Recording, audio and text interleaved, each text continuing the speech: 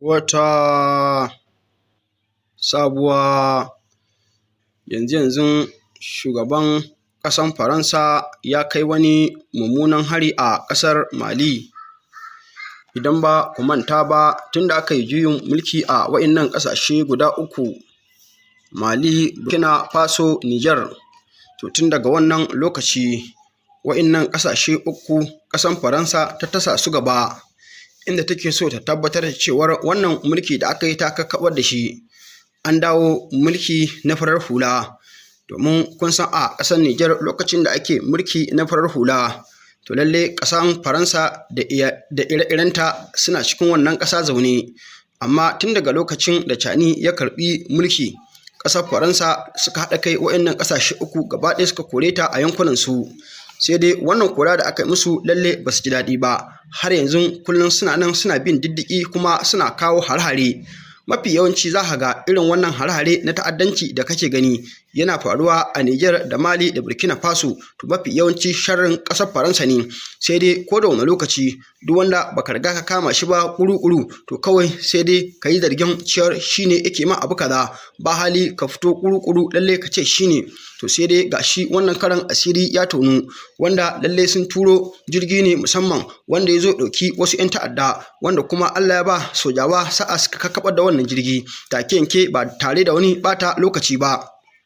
Abin da zai baka haushi shine zaka ga talakawa yanzu ba su zauna lafiya ba, sannan su kansu masu mulki yasu ba su zauna lafiya ba, kullum cikin fitintunu ake ko da wani lokaci. Kuna gani yanzu an kwashe watanni da dama wanda ake fara tsakanin ƙasar Amerika da kuma ƙasar Iran, wanda kuna gani ita ƙasar Amerika ita ce ta dawo wannan rigima da ƙasar Iran, inda ta kashe wani babba a cikin wannan ƙasa. Tun daga wancan lokaci kuna gani ake ta wannan yaƙe-yaƙe, ana ta kama mutane, ana ta kashewa haka kawai babu gaira babu dalili. Ga shi dai a zahiri na rayuwar mutane zaka ga ba mai son ya shiga cikin bala'i, zaka ga ba mai son ya shiga cikin masifa, to amma kuma sai ka rasa irin waɗannan abubuwan da suke faruwa, sai ka rasa shin menene yake kawo su, wanda kuma ko da lokaci mutane suna son su zauna lafiya, amma kuma za ka ga wasu 'yan uwansu lalle sun hana su zauna lafiya. Kuma za ka ga hatta su kansu wayannan 'yan ta'adda da suke kawo harare ko da wani lokaci, su fa kansu lalle ba su son fitina, kuma ba su son su kansu a kawo musu hari. To amma kuma kullum za ka ga suna cikin barazanar kawo mutane harare, da inda aka yi mulki na farar hula da inda ake mulki na soja, za ka ga duk kaɗai ne. Irin wayannan fitintunu lalle ana fama da su. Dan Allah dan Annabi, idan yau ne farkon zuwan ka wannan tasha tamu, ka danna mana alamar subscribe, ka danna mana alamar ƙararrawa, kai sharing ɗin bidiyon nan, kai lakin. Muna godiya sosai. Ga cikakkun bidiyoyin don ku kalla. Salamu alaikum wa rahmatullahi ta'ala wa barakatuhu. Yan uwa, ina son a yi fartajen bidiyo a yi lakin. Alhamdulillahi rabbil alamin. Yan uwa, abinda muke gaya muku ko da yaushe, mu gaya muku da cewa waɗannan ƙasashe ne waɗanda suka zo su nema mana mu. Yau wani abin alheri da ya samu a ƙasar Mali a jiya da shekaran jiya da 6 mois 2026, hukumomin Mali sun yi nasarar karkaɗo wani jirgi na Faransa da ya zo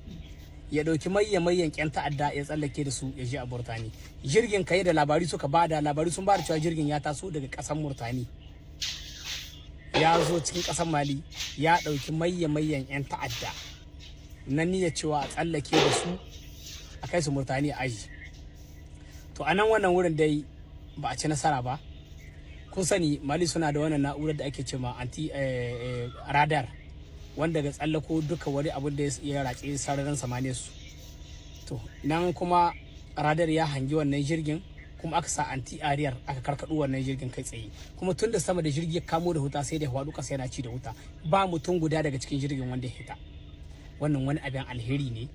wani abin jinjina ma waɗannan hukumomi ne. To waɗannan ƙasa uku ɗin da ka gani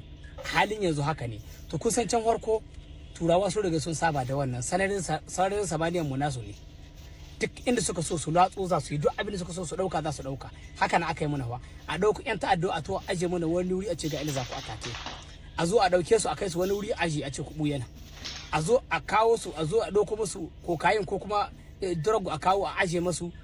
lokacin da suke so. To sun ga wannan lokacin babu shi yanzu a kasashen mu na IS. Wannan lokaci a kasashen mu na IS ya kusan kariya. kuma insha Allah waɗannan sojojin kamar yadda suka gaya muna sun zo ne gyaran ƙasa, kuma muna ga yarda da wannan magana, saboda in ka bincika kai matsayinka na ɗan ƙasa yau a ce ƙasarka ta karkaɗo jirgin wata babbar ƙasa matsayin ya toye ci mutuncinka, wannan abin ɗaya ya ishe ka,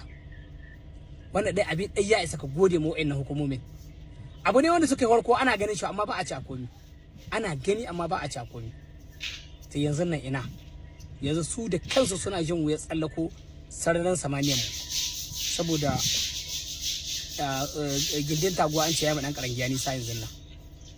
Yanzu muna roƙo ga Allah Ubangiji ya sa duka 'yan ƙasa na gari masu niyyar ganiya su gane, waɗanda kuma suke da sauran Allah Ubangiji ya taro su gane abin da aka sama gaba, kar su dan mani waɗannan da ake yi faɗa ce wai ta abun nan, sai sun yarda sanin cewa faɗa ce ake ta neman inci,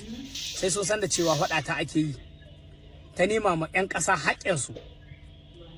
sai in kun san da wannan shine muka ce a ce duka ɗan ƙasa ya san da wannan. Allah Ubangiji ya tabbatar mana da alheri, Allah Ubangiji ya ba sojojin mu sa'a ta ko dare da rana, duk ƙasar da suka shiga Ubangiji Allah ya ba su sa'a dare da rana. Muna roƙon Allah mai dare mai rana, kuma mu ga waɗanda kenan suna yi mana zagon ƙasa, Allah Ubangiji ya tona musu asiri na gida da na daji, kwarare da baƙaƙe, kowane ne Allah Ubangiji ya tona musu asiri.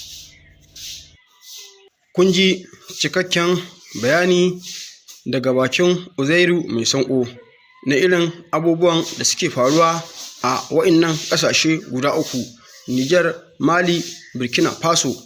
Ko da wani lokaci saboda irin wa'innan hare-hare da 'yan ta'adda suka matsa kawowa a ƙasar Nijar, ya daga cikin dalilin da yasa kenan kake ganin a kwanakin baya hukumomi suka kafa wannan doka mai tsauri akan cewar lalle duk wanda aka kama shi da wannan harka na ta'addanci to take yanke jama'a su ɗauki matakin da ya dace a kansa, ba sai an ɓata lokaci an kai shi wajen iko ba. Kuma wannan an yi shi ne gargaɗi da jan kunne akan ɓarayi wanda wasu suna nan daga cikin ƙasar Nijar, wasu kuma suna tsallakowa ne daga ƙasa makota zuwa ƙasar Nijar su zo su haɗu waɗanda ke da su a wannan ƙasa. Kuma kamar yadda kuka sani shine kowace ƙasa fa akwai ɓata gari, kuma daga kowace ƙasa 'yan ta'adda suna iya shiga makociyar ƙasa kusa da su. Duk da dai kuna gani bakin gwargwado akan iyaka lalle an aje jami'an tsaro, saboda kuma 'yan ta'addan nan ne duk wanda aka kama shi da makami a kwace sannan aje a hukunta shi. To amma duk da haka wani lokaci ka ganga 'yan ta'addan nan idan sun zo sukan kashe wayannan jami'an tsaro na kan iyaka, sannan kuma su shiga ƙasar, ko kuma a'a su bi wata hanya ta daban inda suke tunanin ba za su ci karo da jami'an tsaro ba su samu su shiga wata ƙasa. Kun san yadda yake kasancewa, duk wani hikima da za ga jami'an tsaro sun yi domin su kama masu laifi, su ma haka za ga masu laifi kullum suna yin hikimomi domin su tabbatar da cewa sun kauce ma jami'an tsaro. To amma duk wata hanya da ita gwamnati ya kamata ta kama mai laifi ta riga ta sani, in kaga bata kama shi ba kawai kyale shi ne aka yi, tunda dai kaga yanzu wannan jirgin sama ne amma kuma har an iya ganin shi kuma aka kakkabo shi cikin sauki, saboda menene akwai kayan aiki wanda ya dace. Kuma irin wannan kayan aikin da a ce a ƙasar Najeriya za a dinga amfani da shi, to na tabbatar da tuni wannan mayakan 'yan Boko Haramun da kuma irin mayaka su Bello Turji wanda suke kawo mutane kullum suna garkuwa da su, ni na tabbatar cikin ƙanƙanin lokaci za a kawo ƙarshen su ba tare da wani ɓata lokaci ba. Tunda kuna ganin irin abubuwan da 'yan bindigar nan suke yau a ƙasar nan tamu Najeriya, kai za ka ɗauka babu gwamnati, wannan kuna gani tun ana satan talakawa abin ya dawo su kansu masu kuɗi ana kama su jefi-jefi. Kuma kuna gani kwanan nan babban matsalar da muka fuskanta shine na kama janar ɗin soja kai tsaye, wanda kuma kuna ganin